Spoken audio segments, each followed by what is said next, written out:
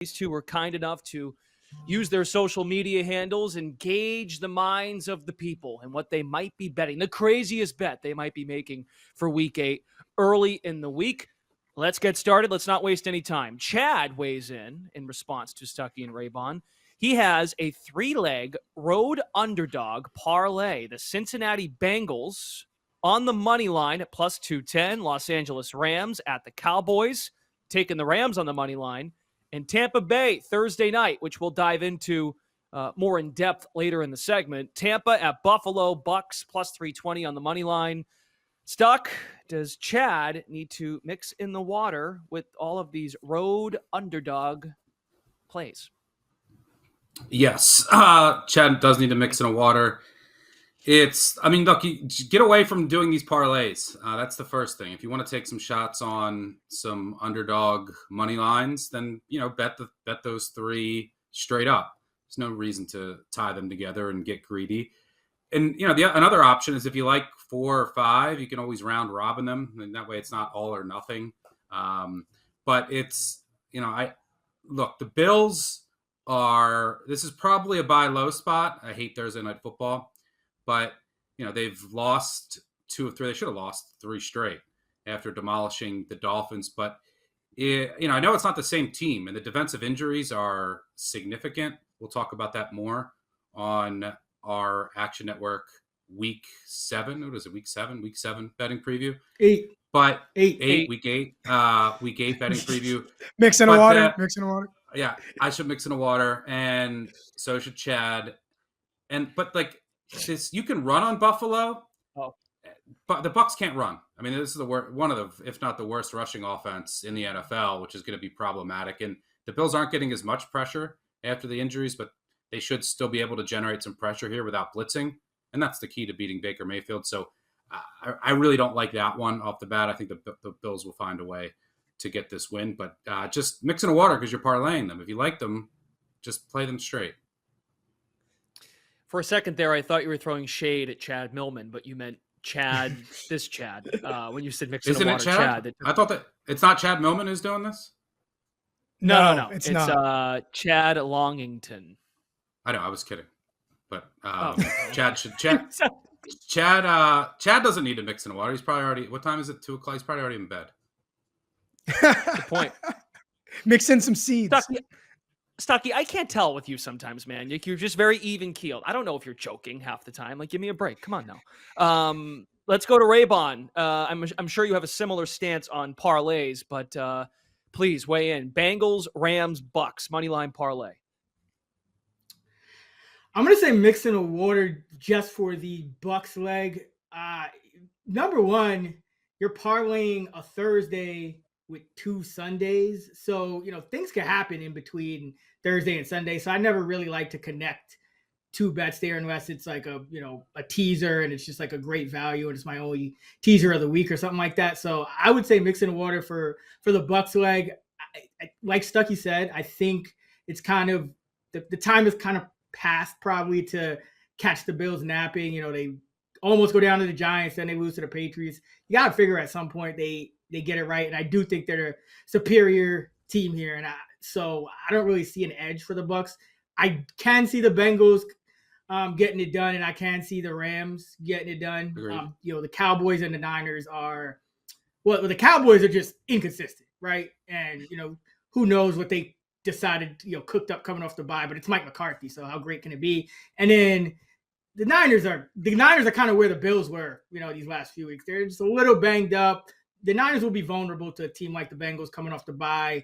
A team, and this Bengal team, remember, they haven't done anything this year. You got to pretty much throw their whole year out up to this point because Burrow's been injured for most of it. But yeah, I just mix in the water for the Thursday night leg.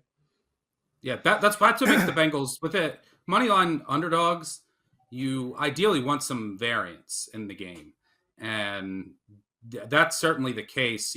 With the Cowboys because they're inconsistent, and with the Bengals because there's a chance that the Bengals offense, which has been so anemic due to Burrow being hampered by injury and then also just being rusty, right? We've seen this the last couple of years where early in the season, the Bengals offense is just stuck in the mud and Burrow just doesn't have any rhythm. So, after a much needed bye with that injury, and the timing is right as far as like rehabbing that, there's a chance that this Bengals offense looks a lot better. Maybe it doesn't, but that's what you want with a money line underdog. Speaking of money line underdog, so that guy Chad, by the way, he took a whole 20.5 points and said, I don't need him. And so someone else, Corey, is saying, I don't need 8.5 points. He's talking about the Bears on the money line against the Chargers. The Bears are plus 8.5 point dogs. The Chargers, oh my goodness. But again, back in the Bears, Bajent, is he Joe Montana? Second coming. Stuckey, do they need to mix in a water? I would say yes. Laying 20 with the Bills, I guess I could see. The Bills do, when they do look good and that offense is clicking, then and you're kind of maybe potentially buying them at a low point. And I don't think the Bucs can necessarily take advantage, as I mentioned earlier, of some of the Bills' defensive injuries and shortcomings as a result. And when the Bills' offense looks good, it looks really... You're jumping the gun. You're jumping the gun here. You're jumping the gun. We're doing Bills next. I thought you said laying 20. Did you say laying 20? No, that... You did say that. You did say that. No, that parlay beforehand that we were just talking about, there was a total of 20.5 points all added up. So now that was like my conclusion of that. So maybe that was unclear. Mix in a water. Be a better host. Yeah, you need to mix it. As always, you need to mix in a water. Look, I get the Bears, the money line. There's some variance with Bajent. We still don't know much about him. He doesn't have that strong of an arm, though. I'm not interested in the Bears money line here. This is still a really bad defense. I mean, they beat Brian Hoyer, who's lost his 16 straight starts, and one of the worst defenses in the NFL. But it is the Chargers. They love to play close games. Maybe just a couple sips. You don't need a full water here. But the Chargers have been really unlucky against one of the toughest schedules in the NFL. I think they've lost 3 games by 7 combined points, and they lost to the Chiefs. So this seems like a get-right game. But look, Bajent, there's some variance there. The Charger, there's not much home field. So I don't hate it, but just take a couple sips. Yeah, the Chargers seem to make their own bad luck. Raybon, do you concur? Yeah, I would say mix in a water for the money line. I would say just take the points. We know what the Chargers do. They play one possession games, and you're getting over a possession on the spread. So you could sprinkle in a little bit of money line, but if you're not going to take the points as well, then I would say mix in a water. Good lesson. All right. Now let's go to the Bills. And Tim's got thoughts on this. So we're dialing in here on Thursday Night Football. Someone model, I'm not going to try and pronounce this handle's name, pairing the Bills. Now, pairing makes this a little misleading. Model wants to play Bills minus 20.5 and the Bucs on the money line as 2 separate plays, not as a parlay. We figured that out. Tim, you've got thoughts on this. If you're parlaying Bills minus 20.5 and Bucs money line, you certainly need to mix in a water. That's what I thought. Yes. I thought that at first, and then I responded to this person because they had responded to Raybon's initial tweet. And I said, "What do you mean? You mean play these separately?" Because I also was like, "Do I need to mix the waters? Is it a parlay? What do I?" Then they made it clear to me. The Bills this season, they either lose outright or they win by more than 20 points. 5-1 this year to that scenario, either lose outright or win by 20 plus points. Do they have a point here, Stuckey? Yeah, in a way, but I can't see the Bucs winning this game. The Bills did win by 1 against the Giants, and this isn't the same team with the defensive injuries. That's the one game. Yeah, but they've had injuries. They haven't looked like the same team over the past 3 weeks that they normally were in the past, where their defense was really good, and then when their offense is on, then their offense is really on. It's humming on all cylinders. You combine those things, and it leads to a blowout. Now, where I can see the Bills I don't see the Bucs money line this week, but where I can see the Bills minus 20.5, if because the Bills offense, if it does get back on track, when it is, like I just said, it's a machine, and I'm not sure the Bucs offense can really take advantage of the Bills' now shortcomings on that end. They can't run the ball at all, and you can really attack Buffalo, and Buffalo can still generate some pressure without blitzing. That's how you basically turn Baker Mayfield into a pumpkin. So I don't mind laying like an alt number, but I wouldn't pair it with, I wouldn't hedge it with Bucks money line. It's a decent matchup and bounce back spot for Buffalo. But I don't hate just, on a Thursday night. These games are ugly. Whatever. You can have another drink. No need to mix in the water. Nice. Little pizza money. Raybon, what do you think of this matter? I think you got to mix it in water. This to me sounds like you're, instead of doing handicapping, you're just chasing trends that may or may not be relevant. I mean, yeah, the Bills used to blow people out, but they haven't lately. It's a Thursday night game, and it's not against anyone important for them. So, do they have an incentive to run up the score? Not really. Do they have incentive to get out of there healthy? Absolutely. So right. I really don't see it. I think you pick a side. If you feel like there's an edge on the Bucks, just go with the Bucks on a spread, go with the Bucks on a money line, and do your thing. If you think the Bills win big and bounce back, then just take the Bills at the number. Like, I don't understand why we're trying to catch lightning in a bottle here. Things like that almost never work in betting. So mix in water. Yeah, if you like the Bills, take the Bills, and then just if you want to take an little alt spread, you can just sprinkle a little bit. Don't go crazy, because there's also Baker Mayfield just giving points away too, which could happen. So yeah. But I'm more on this guy's side than Chris. But make sure you at least just don't go crazy on it. And with a side that you like, that should be your biggest play. That is true. The Bills, the Bucks off of a bye were not very sharp in the red zone, having that first and goal from the 10 and failing to score any points, or at least take the lead. They had a chance to take the lead in that spot to win that game against Atlanta. And by the way, to Chris's point, up next for the Bills, they've got the Bengals on Sunday night. So get out of there healthy. Revenge game. Revenge game too. So, I know they got that one circled. So this could be a sleepy spot for the Bills. Also, before we move on, just to wrap it up, yes, we're all focusing on the offenses, but I mean, the Bucs defense isn't bad either. It's not. This could just be one of those stereotypical ugly Thursday night games, like Bills 20-9 or something like that. Yeah, and all these primetime games go under, so which makes it more difficult to cover these big spreads. Good point. Yeah.